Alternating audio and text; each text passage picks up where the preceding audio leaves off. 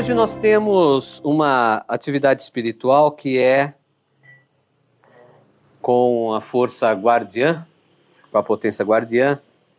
E sempre que tem esta atividade, eu costumo trazer conhecimentos, sabedorias e orientações sobre essa questão de proteção, de cobertura, de lucidez para não pegar cargas negativas e também o entendimento das forças espirituais que nos amparam, que nos guardam, que nos cuidam. Mas se a gente for observar a nossa atitude, nós, seres humanos, a nossa atitude, ela, em relação ao espiritual, veja, não é todos assim, né? Mas tem isso dentro de nós, seres humanos. Quando a gente fala de espiritual, ou quando a gente busca espiritualidade, o espiritual, ou um caminho filosófico, um caminho religioso, o que for, a gente tem uma ideia, muitas vezes, que ela pode ser melhor observada. Que é a ideia de que o espiritual está sempre à nossa disposição, né? Que o espiritual, ele existe para nos proteger. Porque é o que a gente faz. A gente está apertado, a gente pede para a luz maior, para o espiritual, para a vida. Bom, depende. A filosofia, o caminho que você realiza, você tem ou coloca um nome para isto. Mas a gente pede e esse pedido várias vezes se transforma numa espécie de comportamento em que o espiritual tem que nos apoiar de alguma maneira. E quando a gente entra muito nessa questão de uso do espiritual, quando a nossa cabeça fica muito nessa coisa de usar o espiritual para que a gente consiga alguma coisa, para que a gente mude a nossa vida, para que a gente melhore fisicamente, para que a gente se transforme, para que a nossa vida seja mais próspera, que abra os caminhos, que nos dê proteção e tudo mais. Quando a gente entra muito nisso, nessa questão de uso mesmo do espiritual, a gente chega a um ponto que, se a coisa não der certo, a gente começa a discutir com o espiritual. Então é interessante como a gente personifica isso, como se fosse uma outra pessoa, né? Nessa hora a gente personifica. Ah, não, né? Um fala, Deus não me ajuda. Outro fala, olha, os espíritos me ajudam. Outro fala, essas forças espirituais me ajudam. E é interessante como esse tipo de comportamento existe em nós, seres humanos. E eu digo interessante porque tem outras maneiras também de observar essa situação. Se a gente observar um pouco mais profundo, talvez, dentro daquela pessoa, interiorizado dentro dela, ela tem mesmo o espiritual como um elemento de uso, para ela ficar bem, para ela se melhorar, para ela vencer na vida, para ela ganhar muito dinheiro, para ela conseguir um relacionamento bom, para ela fazer isso, fazer aquilo outro. Talvez ela tenha realmente isso dentro dela, ela acredite, né, que é assim, que funciona assim. Né, E aí, não deu certo, tem que discutir, tem que brigar com essas coisas, porque elas têm que fazer, de alguma maneira, dar certo minha vida. Por que a do outro dá e a minha não? Aí começam as comparações, né? Por que a do outro dá e a minha não? Por que a do outro, do outro, do outro, do outro? E a minha não dá certo. Agora, se lá dentro a pessoa tem um entendimento que ela já é espiritual, que não tem essa divisão entre matéria e espiritual, corpo físico e espiritual, se dentro dela ela tem isso bem assentado, bem claro, ela tem um outro tipo de comportamento. Ela entende que, por exemplo, nós podemos entender que não somos muita coisa sem a essência espiritual, porque nós somos extensão dessa essência espiritual. Né? A gente pode afirmar isto, a ponto, por exemplo, né, das pesquisas várias científicas entenderem que um cérebro não existe lá dentro nada que identifique a genialidade de uma pessoa. Não existe.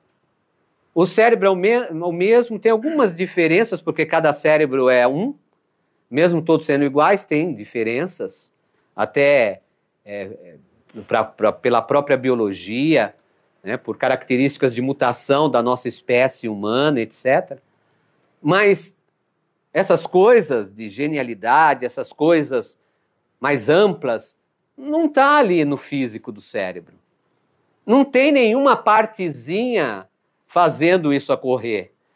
Não tem ali uma glândula endócrina produzindo, não é a pineal que está exatamente fazendo isso. Mas o todo ali, daquela pessoa, funciona, por exemplo, de forma como um gênio. Como fizeram, por exemplo, com o cérebro de Einstein. Pesquisaram muito o cérebro de Einstein, porque ele, né, deixou o cérebro dele para a pesquisa. E pesquisaram e não encontraram nada. Isso é real. Isso é científico. Nada. Então, nós somos o quê? O cérebro nós não somos. O cérebro faz parte do nosso, compõe o nosso ser. Ok. Nossa perna compõe o nosso ser, nossos braços, nosso coração, nosso fígado compõe o nosso ser, a nossa energia, a nossa emoção, o nosso pensamento. E tudo isso, de certa maneira, está muito bem entrecruzado em cada um de nós, que funciona a vida, que a vida está acontecendo. E essa vida provém de algo, claramente, de algo que não está ali plantado no físico, manifestado no físico. Bom, então, dessa maneira, o espiritual não é tão distante de nós quanto nós achamos. E talvez essa maneira de pensar só em uso do espiritual seja uma parte que nós ignoramos do que é realmente espiritual. Até porque, por exemplo, você pede, por exemplo, uma força espiritual, um ancestral espiritual, né? Uma entidade espiritual, um ser espiritual, um apoio, um auxílio. Você pede ali aquele auxílio, você está fazendo os seus pedidos da sua situação. Aquele ser não é você. Aquele ser não é você. Aquele é um ser espiritual. Será que é um ser espiritual sem inteligência, no sentido mais amplo da palavra? Será que é um ser espiritual sem as suas próprias observações, experiências e convicções? A gente não pode dizer isso. Porque senão a gente entende que esse ser espiritual é um robô, um computador a qual nós programamos para fazer aquilo que nós queremos. Não é assim.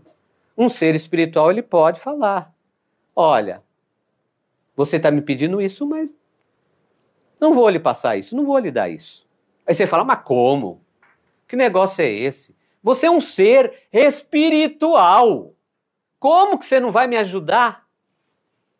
Como que você não vai apoiar a minha vida?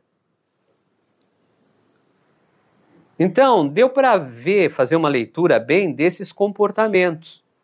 Um ser espiritual pode dizer não. Pode dizer não. Ele é uma individualidade espiritual. Lógico, que se nós no mundo inteiro temos atividades espirituais, né, vários tipos de formas espirituais de manifestação, né, várias filosofias, vários caminhos. Isso não é por acaso. Isso não simplesmente aconteceu. Tem uma dinâmica aí. Então, existe aí, desses seres espirituais, uma dedicação para que isto ocorra. Senão, nós não teríamos contato com seres espirituais. Senão, isso não existiria. Ah, Rami, mas quem diz que isso existe? Pode ser coisa só psíquica. Então, é uma coisa psíquica que funciona no invisível e que produz resultado no físico. Poxa vida. Né? Eu acho que aí o nosso potencial, por mais que a gente entenda do nosso potencial psíquico, o nosso potencial psíquico ainda ele tem os seus limites. E muitas vezes nós, aliás, a maioria das vezes nós necessitamos de meios psíquicos bem maiores, bem mais amplos, bem mais claros do que o nosso para entender uma situação da nossa existência, da nossa vida, da nossa humanidade.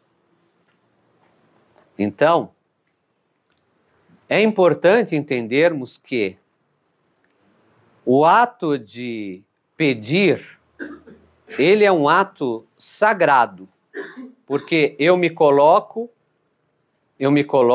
a pedir para uma força além da minha condição terrena, física, limitada, com vários tipos de problemas, com vários tipos de limitações, para me ajudar. Eu me coloco. Essa autocolocação, essa maneira de realizar é o ponto importante, porque você pode realizar no sentido de entender que isso faz parte da existência e que você faz parte dessa fluidez espiritual, e aí você tem uma maneira diferente de se comportar mediante esse pedido.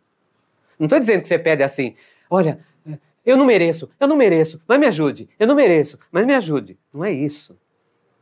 Porque isso daí também é a falta do autorreconhecimento. Não é isso que eu estou dizendo. Mas é uma compreensão mesmo interna. Porque senão você vai para os extremos. Ou esse não eu mereço, ou vai para a coisa tem que fazer para mim. Né? Agora, pensem, vocês como seres espirituais não estão mais no plano físico e são seres espirituais. Aí uma pessoa chega para você e lhe pede um auxílio. E essa pessoa, ela exige que você faça aquilo. Você percebe isso. O que você fala para ela? Não, você não tem tanta compreensão, ela não tem tanta compreensão, por isso que eu vou ajudá-la. Você acha que essa é a maneira de educar essa pessoa? Também não é. Também não é. Então, espera aí. Vamos colocar as coisas nos seus lugares. O seu comportamento, a sua vibração, o que você transborda na sua energia, não está compatível com o receber. Eu posso lhe apoiar, mas e aí? Para quê? Para você ter o mesmo tipo de comportamento com tudo? Para você continuar achando que o espiritual tem obrigação de lhe auxiliar? E eu puxei tudo isso até agora para levá-los ao tema desta nossa conversa de hoje, que eu vou até pegar aqui, que é uma coisa de escudo, de proteção e tudo mais, que é assim, ó, quer ver? Olha o tema, ó. Rituais de proteção criando escudos energéticos. Então, proteção. Como que a gente vai ter proteção se a gente tem um comportamento deste?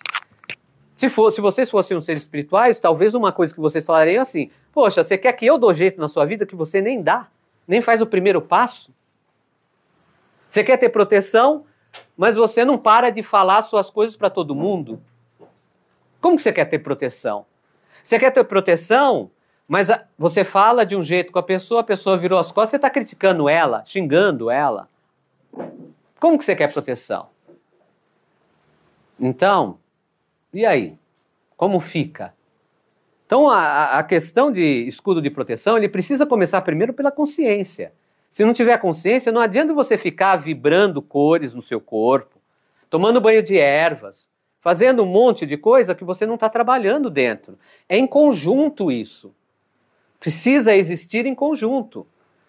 Se você vibra se você, por exemplo, mentaliza, vou sair agora para a rua. Deixa eu parar um pouquinho, deixa eu respirar profundo.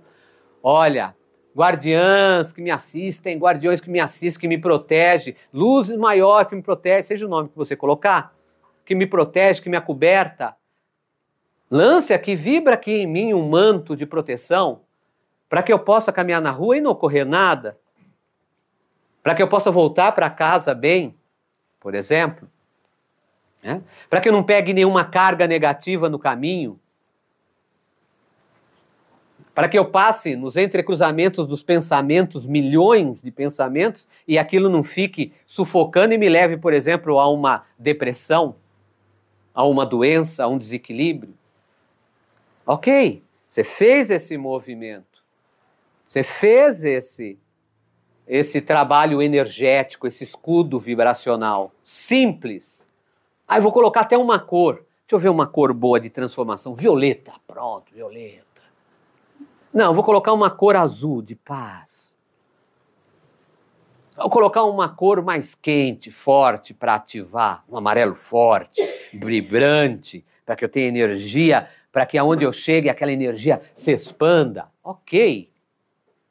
Mas se não tiver essa consciência dentro de você, você é frágil. Você é frágil. Você é fraco. No sentido mais energético e espiritual da coisa. Você, muitas vezes, quer ser a super, e aquele comportamento lhe mostra que você se encontra nas fraldas. Ainda não sabe nada. Não sabe nada. Acha que sabe muito, mas não sabe nada. E aí leva na cabeça. E aí, como leva na cabeça, que você já tem aquele comportamento de uso, aí você vai cobrar o seu espiritual, né?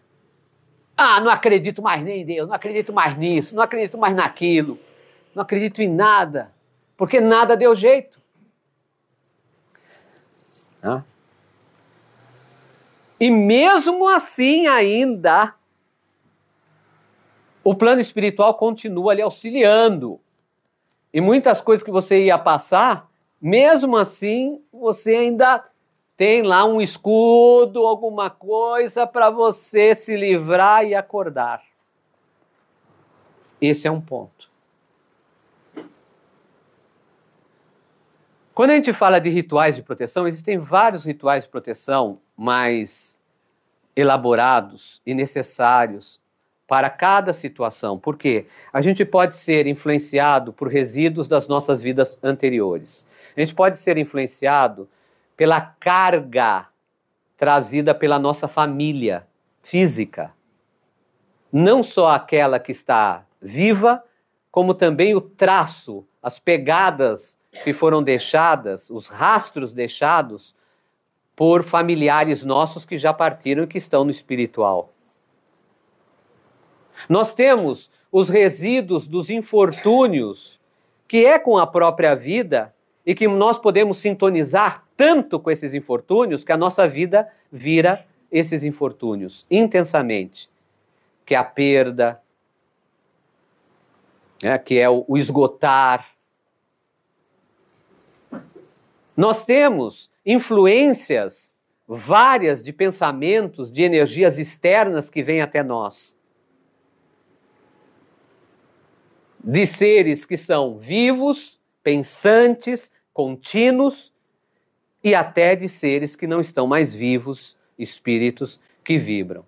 Olha quanta carga. E ainda, o problema de tudo isso começa na nossa autoprodução de fazer isso, encontrar enormes portas abertas para contaminar o nosso ser e fazer mal na nossa vida. Então esse é um ponto sério. Então existem rituais muito elaborados para cada situação dessas, que a gente precisa levantar a questão da pessoa, a individualidade da pessoa, a história da pessoa, a energia da pessoa, uma série de coisas é levantado para se saber o que vai fazer para se equilibrar. O melhor, para repor aquilo que a pessoa perdeu, e a gente diz perdeu, mas na verdade a maioria desgastou por não comungar bem com aquilo, e aí precisa repor, para apaziguar coisas que a pessoa não resolveu, tanto com pessoas físicas aqui, vivas, do seu passado, quanto de coisas mais antigas. De alinhar o campo energético, vibratório, espiritual dessa pessoa, dos imensos buracos e cargas que ali estão impregnadas, verdadeiras manchas plasmadas ali, contaminando e chupando, esgotando a energia daquela pessoa. Parece até um trabalho de saneamento básico. Não deixa de ser muito honroso. Mas é. Mas quando aquele ser acende a luzinha dentro dele e fala, peraí, eu sou um agente aqui. Eu não estou aqui só para receber, ou só para fazer coisa boa ou coisa ruim. Eu sou um agente, então eu preciso entender. Eu preciso fazer os meus passos. Eu preciso compreender a coisa. Eu preciso transformar. Eu sei o que eu tenho de elementos que não servem para a minha vida. E que eu posso dar novos resultados para isso. E começar a se mexer. E é isso, quando acontece, tudo é mais tranquilo de ser realizado, mais rápido, menos sofrível para aquela pessoa. Mas se eu só acumulo ruim, como você quer ver coisa boa? Como você quer enxergar luz, claridade, clareza no seu caminho? Uma outra questão que é importante em relação a isto é em relação a uma pessoa que está sofrendo uma doença. Ou uma pessoa que está sofrendo uma doença no rim, ou no coração, ou no fígado, ou no pulmão, onde for. Às vezes essa pessoa, pela situação que ela se encontra, ela tem o sentimento que ela é extremamente culpada por ter aquela doença. Esse é o extremo, é o outro extremo. Então ela se cobra por ela ter aquilo. Ela fica na cabeça dela assim, por que eu tenho isso? Por que eu fui produzir isso no meu corpo? Por que isso está aqui? E ela se cobra, e ela vai se cobrando. E ela vai se cobrando. Esta forma também é uma forma de aniquilar mais rapidamente com a pessoa. Seja no seu aspecto de sistema nervoso central, seja de atividade cerebral, para produzir um monte de reações que não são combinatórias equilibradas, que faz o seu metabolismo, a bioquímica, a química natural do seu corpo ficar louca, bagunçada, seja no seu campo espiritual, favorecendo tantas cargas. Então aí fica tudo mais fácil para o infortúnio aparecer mais na vida dela, para as influências de pensamentos, de resíduos, de energias negativas acontecer mais na vida dela, para aquelas cargas de família, aqueles pesos familiares, aquela espécie de maldição familiar atingir em cheio a cabeça dela. Porque ela se culpa disto. E quando a gente fala assim, poxa, o nosso corpo, ele manifesta o que a gente é, por dentro, na nossa essência, isso é lúcido. Mas não nesse comportamento da pessoa achar e se cobrar e se autocastigar, porque ela se encontra com uma doença. Ela precisa entender que ela não é vítima. Ela precisa entender isso. Mas entender com lucidez, compreendendo que o fato dela perceber que não é vítima da situação faz com que ela tenha a liberdade de transformar resíduos. Ela não fica no dói-dói, ela vai além, mesmo sentindo muita dor, mesmo tendo muita limitação. Ela procura dar um passo, então ela se abre mais. E quando ela se abre mais, qualquer ação espiritual é ampla. E quando vem uma potência muito grande, isso aumenta ainda, vai além.